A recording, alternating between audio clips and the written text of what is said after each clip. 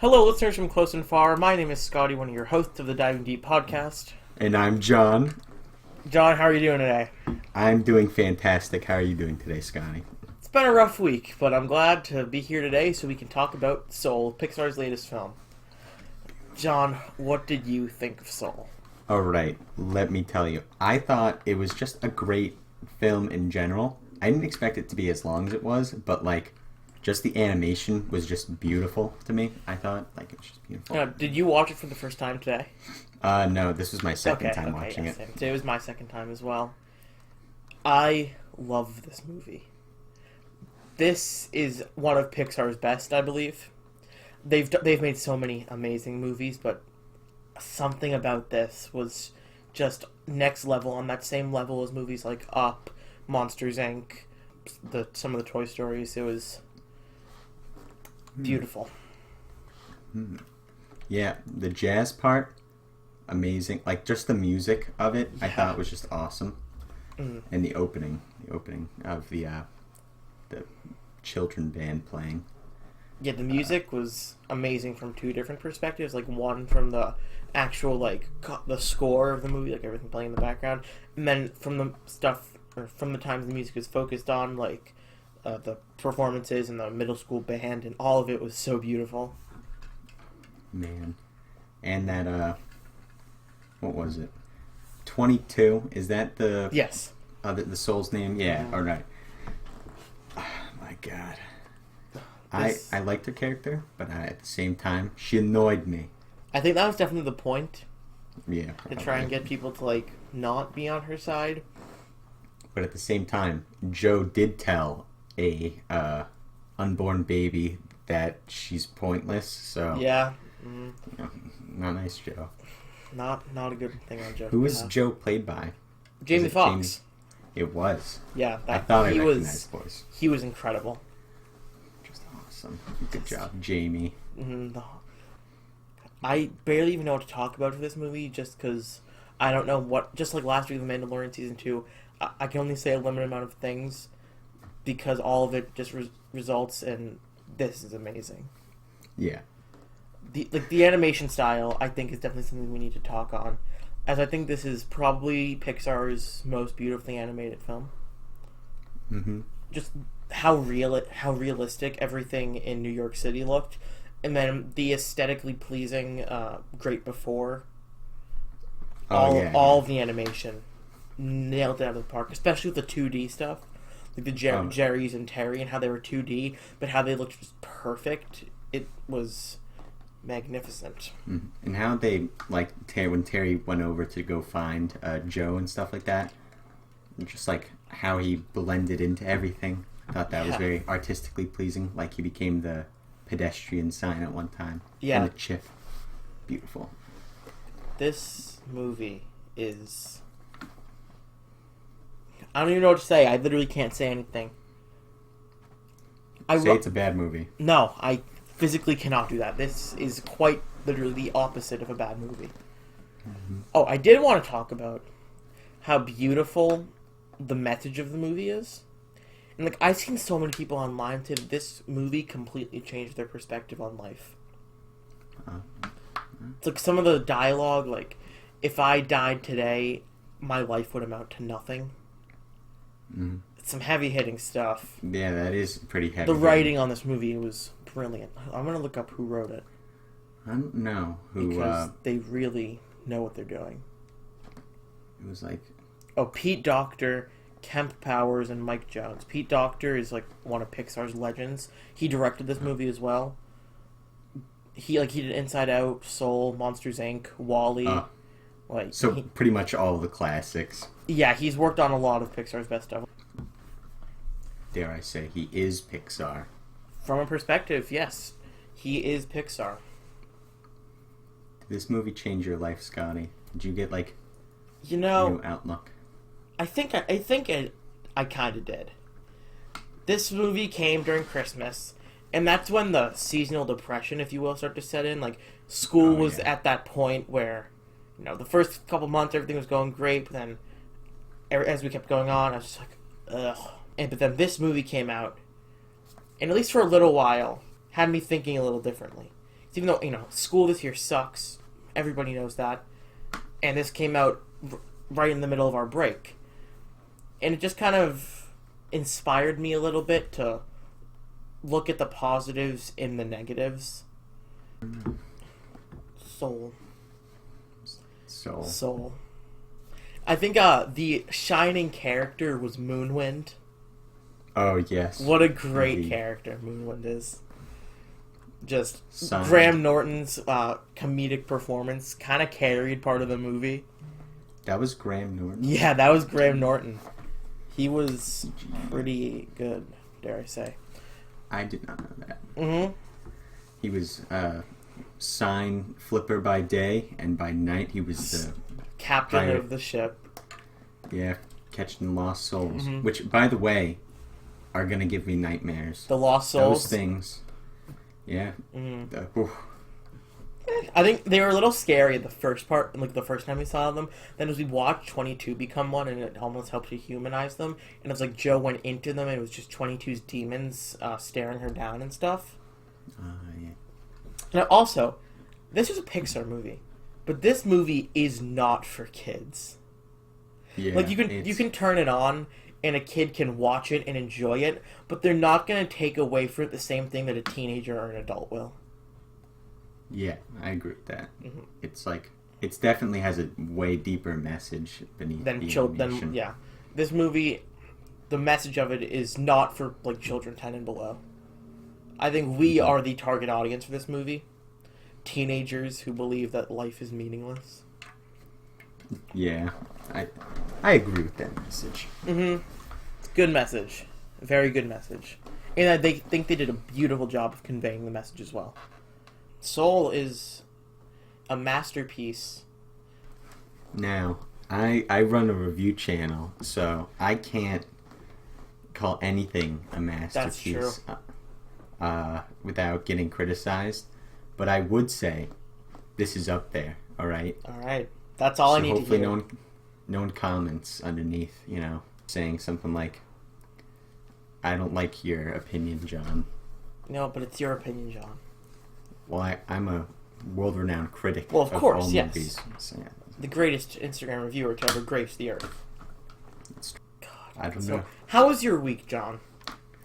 My week was good. I don't know. I was excited. Friday. What was Friday? Going home. Mm-hmm. Getting pizza. Nice. From where from? Sitting. My father, Greg, home makes pizza. That's pretty awesome. He got pretty good at it too, not gonna lie. But then we sat down and watched WandaVision. Nice. Episode 7. Good episode. Spoiler alert. It's been Agatha all along. It was. That was such a bop. Oh, I know. And that was Catherine Hahn voice singing it. Yeah, I saw that on Twitter a few hours ago. That was all her singing. She can sing too. But she killed Sparky. Dude, that's evil. Oh, and she was controlling Pietro. Did you watch the post-credit scene? Did you see the post-credit scene? Yeah, where Rambo got Snooper's gonna snoop. Guy. That's all Evan Peters said. So, do you think? So, I think she's still controlling him, obviously. Mm-hmm. But I have no clue where it's gonna go. I think I'm now on team. This is the multiverse, and this is Peter Maximoff from the X-Men movies. Oh. I think I've switched to that team. We watched Agatha control him in that montage. So that brings me to the conclusion that she must have some powers with the multiverse, because it's not like she enlisted the help of him, she forced him to help her. So that means that he's helping against his will, which means that it has to be Peter Maximoff from the X-Men movies. Which gives me hope a real person. That in the last episode we're gonna get another like Sweet Dreams type moment where time freezes and he just gets to go around probably saving the people of Westview. Mm-hmm. That I hope that happens.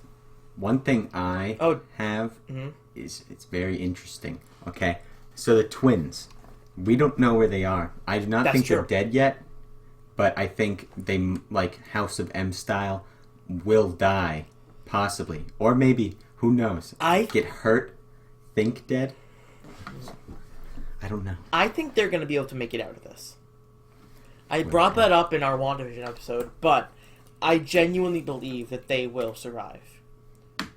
Oh yeah, because they need to make the Young Avengers. Young Avengers, yes. You can get Wicked and Speed, Tommy and Billy, Kate Bishop, Miss Marvel, and that's 4 members right there. And I'm sure Loki's going to have some weird stuff in it. So you can get like Kid Loki, who is a member of the team in the comics, and that's 5 members right there. Just get like 1 or 2 more, and you've got a full functioning team. So beautiful. Mm-hmm. Do you think like Wanda's gonna think that they're dead and then break the multiverse or something like that? Yeah, I think there's gonna be a fake out where she thinks they're dead, but maybe it's like a post-credit scene where like they're aged up into teenagers and they're still alive. That could be the post-credit scene in the last episode. I could see that happening. Mm-hmm. That'd be awesome. But I also think this show could very well introduce mutants. I really think, because we watched Monica get powers in the last episode, from the Hex.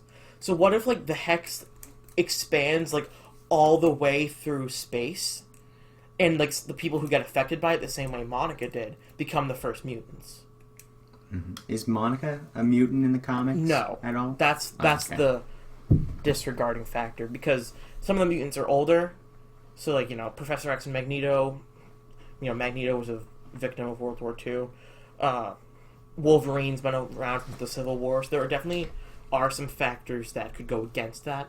But I also won't be shocked if they try to take a different approach to the X-Men, and they do it through one of their main characters introducing the worlds to the mutants. That is an interesting point. Mm-hmm. And, I was talking, I think Evan Peters is Peter Maximoff. So I think that still opens up the door to Magneto showing up. Yes. I'm still really hoping, because Paul Bettany said in an interview that he's been teasing for weeks now. There's some huge actor that he really wants to work with that shows up in this show. And he said it's not Evan Peters. And he said he's seen the internet theories, and it's not Benedict Cumberbatch either. So who could it be? It has to be someone substantial. So Michael. Or it could be Ian McKellen, too. Oh, yeah. Because I feel like Ian McKellen... I don't know, because Ian McKellen is an older British actor, and like Paul Bettany's like 45, so Ian McKellen's been around his whole life. Mm-hmm. So, him saying, I've wanted to work with this actor my whole life, it could be Ian McKellen, but he also could be throwing that as a tease, and it's really just someone he's wanted to work with for a while. Possibly Michael Fassbender as Magneto. Who knows? It's one of the Magnetos. I can't see it not being Magneto. Mm-hmm. What happens if they throw like a curveball and choose like Patrick Stewart or something like that? No, Patrick Stewart actually said he's not coming back. He said he actually talked to Kevin Feige about Professor X, and he said he doesn't want to because of how great him and Hugh Jackman's endings were in Logan. Oh, yeah. So his ending was good in that movie. I don't see him coming back. But, Ian McKellen, we never really got a definitive ending for his character, his Magneto. Mm-hmm. So, it could be Ian McKellen. But, because I think it's Evan Peters as Peter Maximoff, then Ian McKellen wouldn't make sense. And Michael Fassbender would be one of the Magnetos that made sense. So. Mm-hmm. I think you're right with the Michael man. Mm. Now, what are your thoughts on the greatest character on the show, Jimmy Woo? Oh, man. Let me tell you. The man, he can't... I don't know how to explain it to you. He's got this aura around him, right? Mm-hmm. That just makes you want to scream Jimmy Woo everywhere you go. He does. Randall Park is such a talented actor, and whoever would have thought he'd be using his talents best in a Marvel miniseries about Avengers and a sitcom while one of them's going insane and holding a whole town hostage. Who would have got?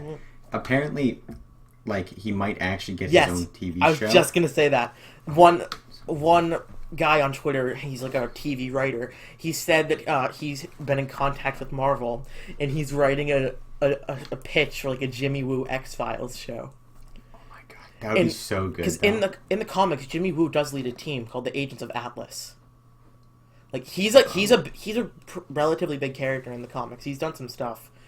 So to have him take a bigger role in the franchise, I think would just be brilliant. Oh man, good old Jimmy Woo. The guy, when he punched that, I was like, yes. Get into the action. And then he drove so fast. Oh wait, no, that was actually Monica Rambeau. Never mind. I was going to talk about his driving skills being on point, but we haven't seen him drive really yet. No, so. Yeah. But I'm sure he's a great driver because he's Jimmy Woo. Yeah, he's probably is a great driver. And a great gunsman. Yeah, I'm sure. He is an FBI agent after all, and the most talented of all of them. It's kind of hard to see him as an FBI agent because I've seen him in so many other things. He's in so much. He has like 153 acting credits on IMDb. Amazing. That's more than like any other main MCU actor. He's just inserted into everything. He really is. Like, I don't know how he does it. He must be constantly working. Yeah, he's gotta be everywhere. He's just the greatest.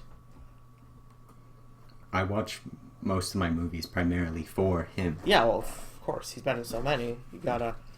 Do you think the name Jim in the comics and the TV show have to do with him being Stop. Jim?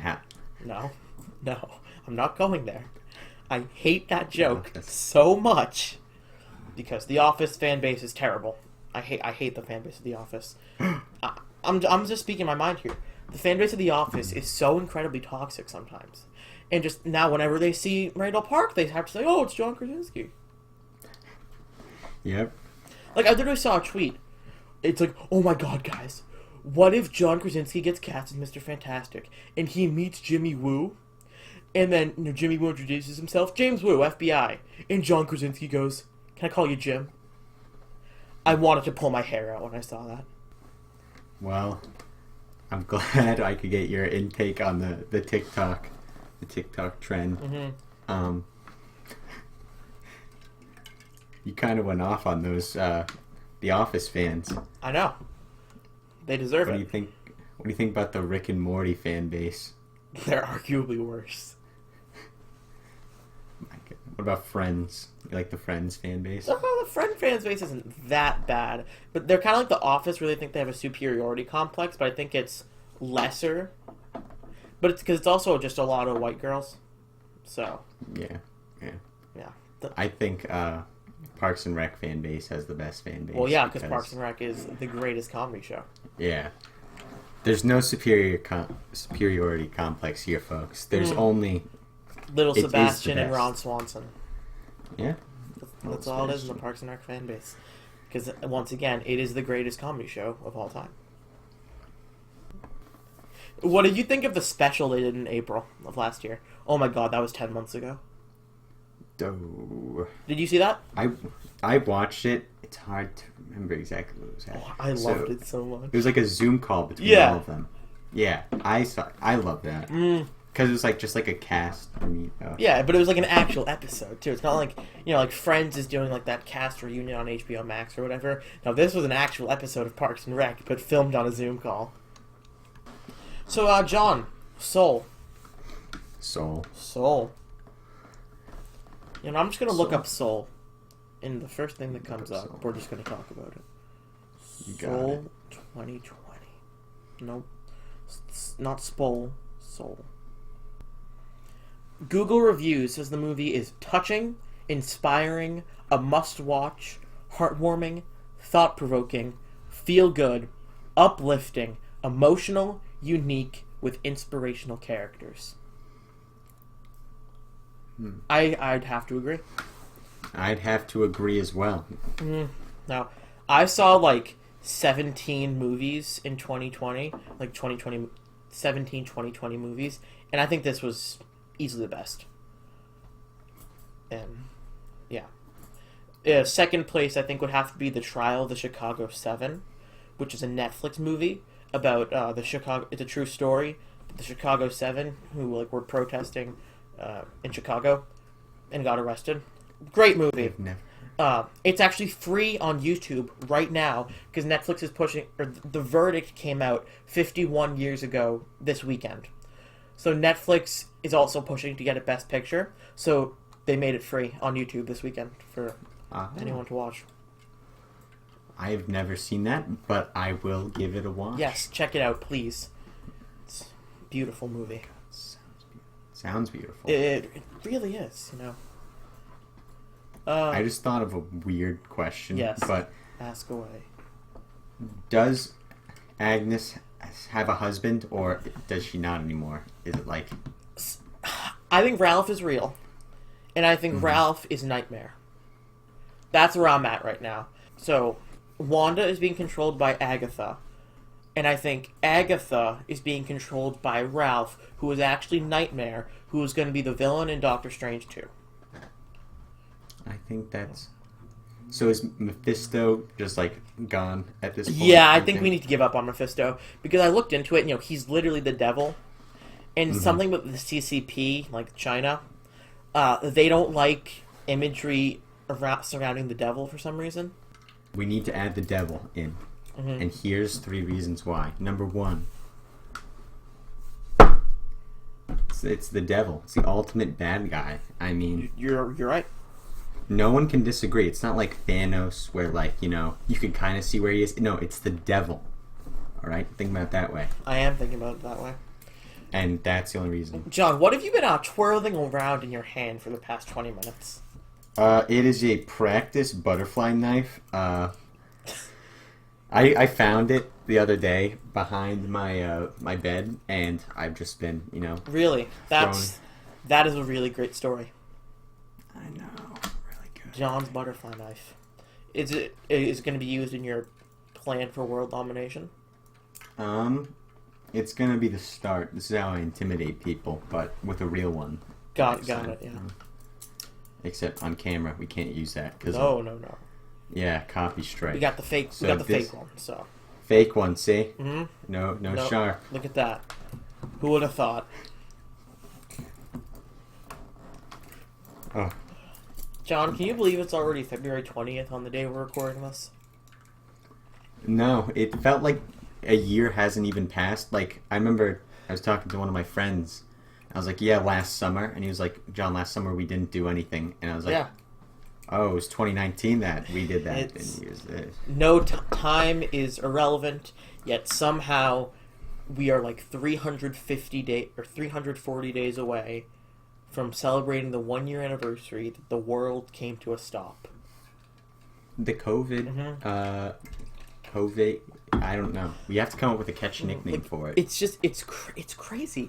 My birthday, I'm going to be one of the last people in the world to have a to have a quarantine birthday for the first time.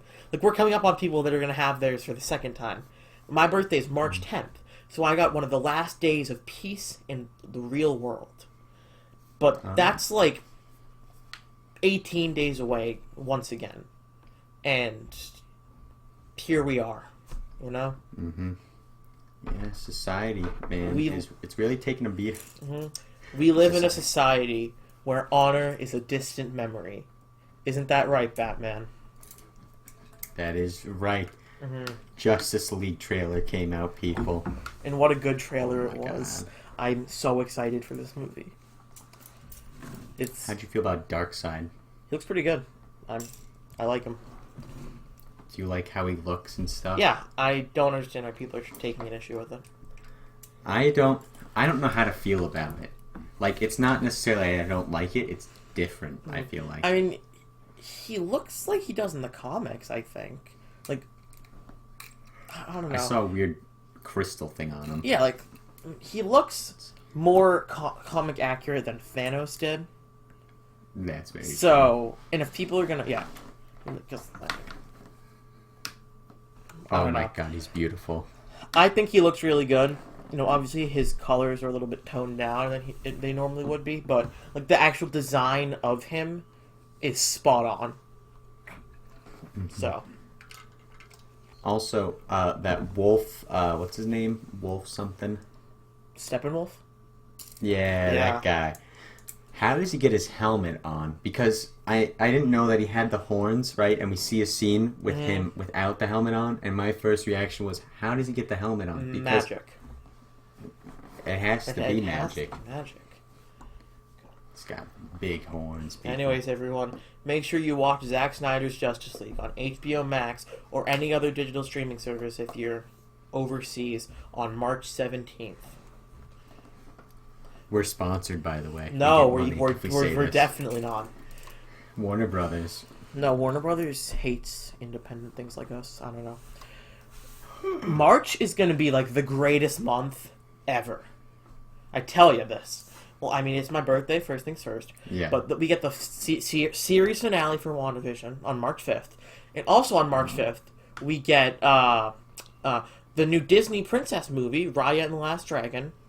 And Tom Holland and Daisy Ridley's new movie, Chaos Walking, which has been like in development for years, and it's finally coming out on March 5th. But then my birthday's the week after that. And then the week after that, we get Justice League and Falcon and the Winter Soldier. And then Falcon and the Winter Soldier, episode 2 will be the next week. And the week after that, we get Godzilla vs. Kong. So, March is going to be stacked, and I cannot wait. It is. It's going to be so good, let's be honest. So good. Who's going to win? Kong? Team Kong all the way. All the way. Amen. Monkey supremacy. Kong is going to shove that nuclear gorilla or nuclear dinosaur back to the deep depths of the earth. I 100% agree. Mm-hmm. He took that weird axe thing and he was like, he knows what he's doing with I that had thing. enough of it. Mm-hmm. I had enough of it. When he uppercutted Godzilla, he was like, who is this man? Because now Mothra's going to come. And she's going to kick some... It's going to be just like Batman versus Superman. Do you think Mothra is going to help Godzilla or be on Team Monkey? Mothra died in King of the Monsters. Oh, yeah. But doesn't she have like an egg? I don't know. That, I don't know. Rehatches? Because I watched the original Godzilla movies, like all of them, and let me tell you, it gets pretty cheesy pretty fast. Oh, yeah. But there was like this thing of where like Mothra came back from an egg but had all the pre-existing memory of the other Mothra and immediately knew when to fight with like Godzilla. It was insane. I've never seen any of those. I've literally seen the 2014 Godzilla, which is what we're covering next week. Kong Skull Island and The King of the Monsters. I have not seen any of the older ones. You gotta watch the original. I'm pretty sure there's like a lot of them are on version. HBO Max, so maybe I will watch them soon. But oh yes. The original Gojira. Beautiful. Mm-hmm. Yeah. Can't go wrong. Anyways, Kong Skull Island is one of my favorite blockbusters of the last 5 years. That thing. Have you seen Kong Skull Island? Oh yeah. Great like 5 movie. times. So good. I could watch it like 5 times in a day. I really could. Tom Hiddleston. Mm-hmm. Just the cinematography is actually what sells it to me the most. I think it is the best shot big budget movie in the last 5 years. Like, come on, look at this shot. Like, woo! Oh yeah, the green. Yeah, like, he's going through with the sword and stuff. All the shots of like Kong. Like, look at that. Yeah, just masterpiece. It really is. I love this movie so much, and that's why we're gonna cover it soon. Soon, yes. I think that we're doing that the week after Godzilla. I think so. Yeah. All right. So we got to get ready for Godzilla versus Kong, where Kong is going to destroy the lizard. I think with Mecha Godzilla as well, they're both. Well, I've got a theory. I think that Mecha Godzilla is parading around as Godzilla. So like the Godzilla that we're seeing is Mecha Godzilla, and that's who Kong is fighting. And then it's gonna be like, they team up to fight the bad guy, which is Mecha Godzilla, just like every other movie where the two heroes fight. It's like that. Well, Captain America Civil War didn't do that because Captain America Civil War actually had consequences. It's not like they just made up and good day. Martha. Yeah, that's why I was saying, where's Mothra? Like with the Martha scene. Oh yeah. Actually, have you seen the Batman vs Superman Ultimate Edition? I think I have. I've heard it's actually pretty good. It definitely added more to the movie, like with like the Justice League. It's like 3 hours long, so there's a lot more stuff going on. Yeah. I want to watch it. It's on HBO Max, so I'll be able to watch that like whenever I want. But yeah, I'm very intrigued by the Ultimate Edition because I've heard such good things, at least compared to the theatrical. So. Why do they have the like? I understand that you Warner don't want the long run time, but like you're sacrificing the vision of the director. Well, yes. Warner Brothers loves micromanaging every single detail of every single movie they make.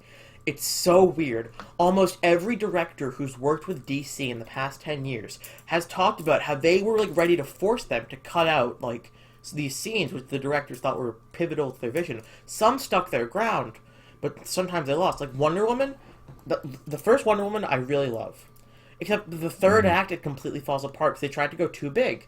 Patty Jenkins said in an interview a few months ago that was supposed to be much, much smaller, but Warner Brothers forced her to make it bigger, to turn it like as big as it was. And like obviously the Justice League disaster happened with Joss Whedon. Batman vs Superman, they forced Zack Snyder to cut like 35 minutes out of it. The director of Birds of Prey, Kathy Yan, just came out last month and said that she would have loved to have more control of the editing of the movie, but they kind of just shunned her out after the movie was finished filming. So DC's got to work on that. Yeah, Warner Brothers, what are you doing, man? What are you doing? Yeah. And I didn't even bring up Suicide Squad, which I don't even want to talk about. Words cannot describe my feelings about that movie. There's only one good thing that came out of that movie. What? What's the bad thing? Or the good thing? The good thing was Margot Robbie's Harley Quinn. I'm so excited for James Gunn's Suicide Squad. Oh, yeah. Oh, it's going to be so good. He's the one who did Guardians of the Galaxy. Yes, 1, 2, and then after this finishes, he'll do 3. I hope it's going to be like Guardians with like comedy mixed with action. I think that's what they're going to do. I think that's where the Suicide Squad works best. Like they tried to do that in Suicide Squad 2016, but I think it completely failed. The writing was terrible. Yeah. The editing of that movie makes me want to question it and give up on everything. You know what happened? Like the reason it's so terrible is because they hired the first trailer came out and it was like pretty much a drama, which is what the movie was supposed to be. And everyone's like, oh, this looks interesting. Like, people have mixed thoughts. But then the second trailer comes out, and it's like got these hip-hop songs and the flashy colors. And it's like, wow, this looks really good. So then Warner Brothers hires the studio who made the trailer to edit the final cut of the movie. And that is why Suicide Squad, at least partly why Suicide Squad is such a disaster. I can see why that would be a disaster. That's why the entire time it felt like my brain was going through it's a shroom trip. Yeah, that's the only way to describe that movie. But if you can even tell when you're on that trip that it's so terrible, that's when you know they messed up. It was pretty bad. The action scenes, it was hard to tell exactly what was going on. It is my least favorite superhero movie I've ever seen. And Jared Leto. Poor Jared Leto. I'm excited to see him in Justice League. I think he deserved better. His performance wasn't amazing, but it was pretty good. But it's his look that makes me want to kill someone. Yes. How else are we supposed to know the Joker has mental health issues if the word damaged isn't tattooed on his forehead, you know? I don't know, man. And the way that he just rolls around in the suits and the slicked back green hair and the metal teeth, it's bad. Yeah, it's bad. And, isn't there, a theory that he is, Jason Todd or something like that? Oh, I actually never thought about it like that. Well, no, because Jared Leto's 49. Yeah, he's the same age. Yes, he's the same age as Ben Affleck, so I don't think so. But that is an interesting theory. Zack Snyder literally just talked about. He pitched back to DC in like 2016 a mini series about how the Joker killed Robin, and they turned him down. Yeah, DC's not doing so hot. I really want to see that because they tease us in Batman vs Superman with the Robin suit on the in the Batcave, and it just says "ha ha ha, who's laughing now, Batman?" And like, you're not gonna give us anything more. Mm-hmm. Not cool. Not cool, guys. Right, so you want to loop back around to Soul? Sure, I'll loop back. Tell me anything about this movie, John. Alrighty, so pacing of the movie pretty good, I have to say. Mm-hmm. It seemed longer than it. Wait, no. How do I say it? Like the movie, when I looked at the movie time, I was like, this doesn't seem right. But then by the time I finished it, it was like, this seems perfectly fine.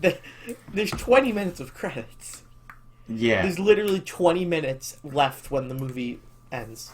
It's so weird. I remember getting up to watch this on Christmas morning at 3 a.m. per usual, and I saw the runtime. I was like, wow, 1 hour and 50 minutes. Good on you, Pixar. Then, just 90 minutes in, just... Nope, that's it. 20 minutes of nothing relevant. Mm-hmm. I wonder, in those 20 minutes that I have not watched and probably will not watch, if there's a post-credit scene. There is not, unfortunately. This is not the Marvel Cinematic Universe. Imagine if they started doing that, though. Like, Pixar started... I'd hurt someone. Well, Pixar does... They... You're aware of the Pixar Theory, right? No. So it's essentially a theory that has a lot of evidence backing it, that every Pixar movie takes place in the same timeline, but like thousands of years apart. So it starts with the good dinosaur in the asteroid missed the planet. And then humans and dinosaurs evolve together until eventually the humans overpower and make the dinosaurs go extinct. And then we get to Brave. And the witch in Brave is Boo from Monsters, Inc. Because she has like a wooden statue of Sully, as well as like the Pizza Planet truck and the Pixar ball. They're supposed to just be Easter eggs, but they have connections to Monsters, Inc. So thousands of years go by. We have the rise of the humans, and the fall of the humans as they they go up in the Axiom and Wall-E, and but while they're up in the space and before everything just turns like brown like it is in Wall-E, that's when we have the cars. Yeah, so the car in between like humanity and Wall-E is where the cars takes place. And like during the humanity, Syndrome, like you know how he made like his AI, his robots were the start of the rise of humanity. And there's also this thing like the reason toys come to life, it's about love. And how toys die when there's no love left. And that's how the cars are alive, because how people love their cars. Then so the cars go extinct, Wall-E happens, humans go back to Earth, and that's when A Bug's Life takes place, like a couple thousand years after the humans come back, the world is cleaned up, that's when we have A Bug's Life. And then 100,000 years after that, the humans have evolved into the monsters. From Monsters, Inc. And like they try to make it like they're like living in an alternate world where they go into the alternate dimension where the humans are, but no, they're time traveling. The doors represent time travel, and that's how they go back to humans. And Boo was so fascinated with how the monsters did this, it leads her to discover the time travel, and that's how we see her in Brave. Wow. And then Onward fits in. Onward takes place on another planet. But if you look at the shape of the mountain in Onward, it is very, very similar to the shape of the Axiom from Wall-E. So we can suspect that, the humans went up in a couple thousand spaceships. One of them finds this inhabitable planet, which becomes the planet that Onward takes place on. And the humans, they find magic, and then they evolve into like these mermaids, these elves, these dwarfs, etc. And that's how we have Onward. It's so elaborately done. There's so many videos on it, and there's so many people that can explain it better than I did, but yeah. That's insane. That's like the Stephen King universe and how it's all connected. That's pretty much what it's based on. Yeah.